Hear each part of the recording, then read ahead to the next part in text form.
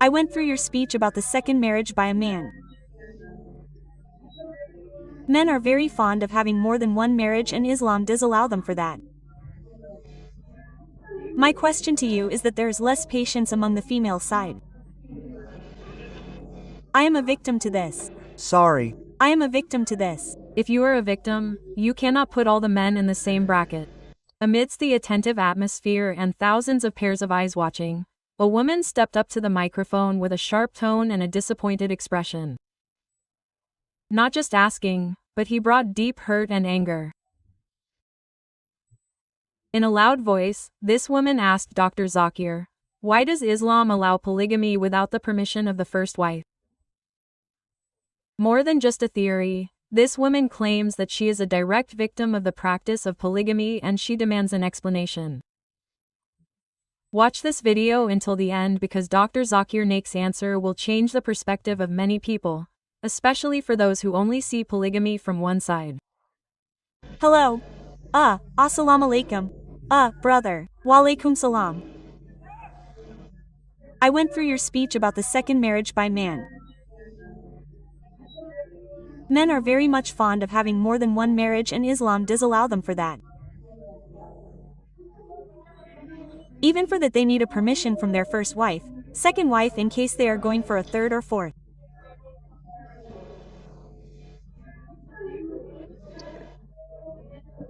My question to you is that there is less patience among the female side in the social circumstances where there is very hard to lead one family when the person wants to go for 2, 3, when they know they can't have justice with them in such condition.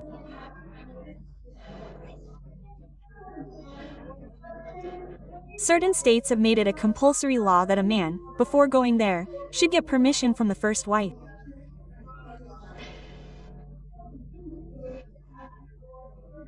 Still, do you say that avoiding the social circumstances or corruption among the relations where men mostly dishonor the second or third wife, or they divorce them just for the social pressures or family pressures afterwards? Do you still say that they don't nida amasana? Or if they do, in such circumstances, should such laws of state be religiously followed or not? Sister asked the question that most of the men, they love having second wives. She did a survey, I think. I am a victim to this. Sorry. I am a victim to this. No, if you are a victim, you cannot put all the men in the same bracket. If you are a victim to certain things, you cannot say most of the men. You can say some men, no problem, correct. So if you are a victim to certain things, you cannot put all the men in the same bracket. Okay, anyway, coming to your question, that men, when they want to marry a second wife, they don't have to take permission because Allah has given them permission in the Quran, but certain states have said that it should be mandatory to take permission to take. What is my view in Islam? Allah says in the Quran in Surah Nisa chapter number 4 verse number, marry woman of a choice in 2s, 3s or 4s. But if you can't do justice, marry only one. This statement, marry only one, is only given in the Quran and no other scripture. If you can't do justice, you have to marry only one. That means the Quran gives permission for a man to have 2, 3 or 4 wives, but they can't do justice, marry only one. In Islam, under normal circumstances, a husband need not take the permission of the wife before marrying a second wife. But in Islam, marriage nikah is a sacred covenant. During marriage, a wife can put any condition which is permitted by the Sharia to the husband. Similarly, the husband can put any condition which is permitted by the Sharia. That means if a woman marries a man, she can put the clause that I will only marry you under the condition that you cannot take a second wife. Now, because marrying more than one wife is not mandatory in Islam, she can put a clause saying that I will only marry you if you do not take a second wife. She has the option. If woman don't put the clause, who's to blame? Sister, put that clause in your marriage nakama. Basically, after I am asking you, please. Your questions are so long, you're so emotional. Yes or no? Did you put a clause in your nakama before marrying that my husband should not take a second wife? It was already cut when the nakama came to me, because this is what is a common tradition. Ask your simple question yes or no. Did you put the clause in the Nakama that my husband should not take a second wife? Did you? I didn't ask for that. So who's to blame? If you did not ask for your right, who's to blame? He or you? If you don't ask good, even I won't ask. I am asking that means you don't know your religion, right or wrong. Did you know when you got married that you can put a clause in the Nakama? Did you know yes or no? No. Who's to blame, you or your husband? Who's up now? You know, now do you know or not, sister? Now do you know or not? Yeah, now I know. That means your Nika Nama you can put any clause but you cannot put a clause you cannot tell your wife you cannot tell your husband you should not offer wrong because offering wrong is FTH. So you cannot prevent your husband from doing something which is neither can you force him to do something which is haram. You cannot say I want you to have alcohol every day because having alcohol is haram. But anything which is permissible which is optional you can put a clause saying if he agrees he'll marry you if he doesn't agree won't marry you. Typical if you don't know your who's to blame you or me who's to blame why talking about the state forget the state. Every individual Muslim man or woman can put any clause which is optional. You can put a clause that I will only marry you if you give me every month, rupees. No problem. Agree? Agree. Has the money will agree? No. Or you say 1 lakh rupees. Put a close. He may agree, he may not agree. You can demand the me what you want. You know me how much you kept sister. But if they promise asking you a question what is your where do you come from you think my name is so and so what was the major in your marriage? 1 lakh rupees. What can you do is 1 lakh rupees today it's worth nothing. So why did you agree with that major who's to blame? Because there was no other option so the problem is in you the problem is that then you have to if there's no option that must be the best. See sister Islam has got various options and varieties. The problem is that the Muslims and their men do not know themselves. You don't know the deen and then you blame Islam. In Islam the right has been given to the man because to protect the woman. And then if you hear my answer that why does Islam allow a man to have more than one wife is basically to protect the woman. If every man marries one woman then women will be unprotected in this world because today sisters there are more women in the world than men. Do you know that in New York alone in the USA alone there are 4.3 million more women than men? In Germany alone there are 1 million more women men alone. In Russia alone there are 10 million more women than men. If your sister or my sister happens to live in Germany, my life is Russia and there are 10 million females who have not found a husband. The only option for them is that they either marry a man who already has a wife or become public property. Do you understand public property? Dr. Zak is such a harsh word it is the most sophisticated word I can use.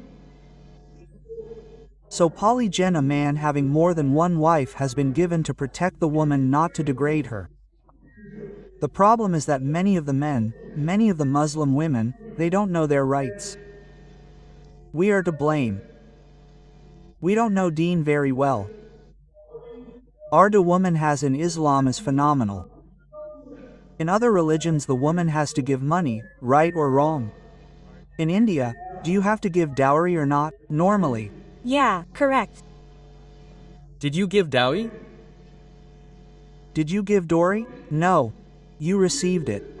Thank God. So Islam has given rights. If something happens with your husband and if he doesn't follow Islam then there are ways. I'm not telling and one more thing if your husband requires more than one wife so why should you not support him? What's the problem? You tell me one thing. If the husband goes every day outside to other women as long as he doesn't marry most of the wife did not mind no problem chupka se karo dunia kamalam and padna chayi correct you went in America 8 different sexual partners before they settled down a good Muslim would say I would prevent my Muslim sister from becoming a public property wouldn't mind sharing the husband if she was a good Muslim. Do you understand, sister? Do you understand? I understand. I feel you are emotionally so charged up just because your husband took a second wife. No, this is not the issue. The problem is he doesn't own his relationship. This is the problem. This is my message by you to all the people who are here. Please, if you are going to own the relationship, own them well. Don't abandon the relationship because... Not owning the relationship means when he married his second wife. Did he say he was the second wife or not? But if he leaves you without giving you a word, you don't know where he is. He is not giving you your pocket money. He doesn't know you in what conditions you are. Sister, all this doesn't carry weight because I cannot give a judgment without hearing the other side. Whatever much you criticize your husband. Point number 1, a good Muslima will not criticize the husband in public. Do you understand? The public don't.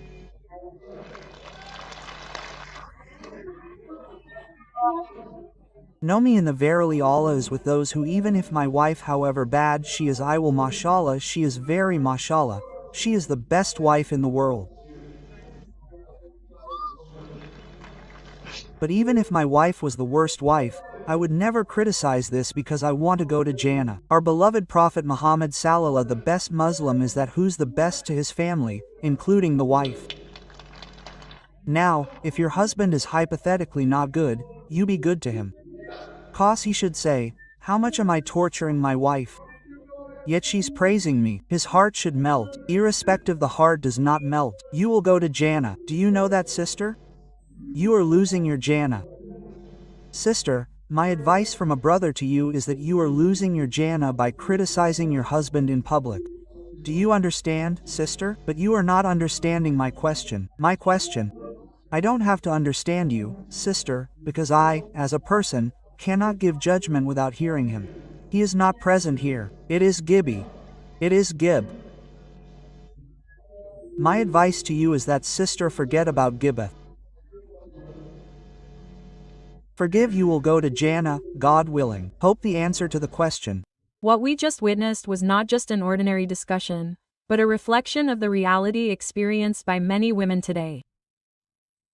Polygamy in Islam is permitted, but not to be abused.